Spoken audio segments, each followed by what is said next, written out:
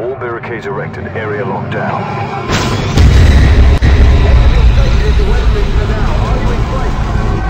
Where my goons at? Where my goons at? Where my goons at? Where my goons at? Where my goons at? Where my goons at? Where my goons at? Where my goons at? Where my goons at? Where my goons at? Where my goons at? Where my goons at? Where my goons at? Where my goons at? Where my goons at?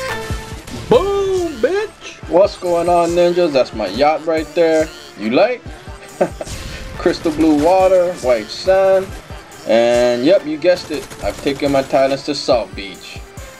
First match on the new FACEOFF playlist, 3v3 on the map Getaway, using the PP90 extended rapid with that sexy heat camo, sleight of hand quick draw, and stalker with the tac C4 combo.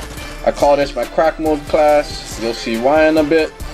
But yeah, speaking of South Beach, today the Heat and the Thunder face off in Game 4 at Miami, and LeBron and KD will be going at it once again. It's been absolutely amazing watching these two monsters go at it back and forth. LeBron's averaging a ridiculous 30 points, 14 rebounds a game so far in the finals, while guarding an absolute beast all game in KD. More importantly, he's been absolutely clutch in crunch time in each of the Heat's victories, putting to rest all the claims about not being able to produce late in tight games. On the flip side, KD's been playing out of his mind. He's been shooting an unheard of 57% from the field while averaging 30 points, and he's been absolutely insane in the fourth quarter. Up until Game 3 though, where LeBron was able to limit him to just 5 points in a Heat victory. The thing is, the Heat have been in this spot before. They were up 2-1 in the finals against the Mavs, and they came up short. Not to mention, this Thunder team is no joke. They got Westbrook, Harden, Ibaka, all young, all talented, and then you add KD, who's been absolutely clutch in crunch time. Without a doubt, I feel there is way more pressure on the Heat to win Game 4 to avoid a repeat of last year. And also because home court is playing a huge factor in this series. It's not going to be easy for the Heat, but the Thunder tend to shoot the lights out and they live and die with the jumper. So, for the first time in the series, they actually had an off night in Game 3. But I don't see the Thunder having another off night, so there's no way the Heat are going to get away with another mediocre shooting percentage that they had last game.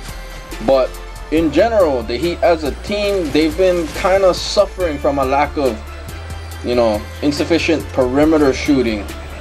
And with the exception of Shane Battier, who's transformed into Reggie Miller as of late, he's been knocking down threes like crazy, shooting, 70% from downtown. It's just been ridiculous to say the least. And it couldn't have came at a better time. He's been the only consistent knockdown shooter for the Heat, and it's played a major role in the Heat's success so far. Bosh, he's been pretty efficient on the boards, but he's going to need to step up his point production and just have a better game overall in order for the Heat to have a chance in this one, because in my opinion, the Thunder, they're going to be bringing it tonight.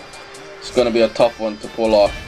But ultimately, for me, the deciding factor has always been which Dwayne Wade shows up. I don't ever know, but I need the one that doesn't wait till the second half to turn it on. When he's in attack mode early, it just makes everything easier for the Heat. He was pretty effective in Game 3 with a pretty solid line of 25, 7, and 7. But he's been suspect with his handles, his dribbles for whatever reason late in crunch time with turnovers. And it could have cost him games 2 and 3.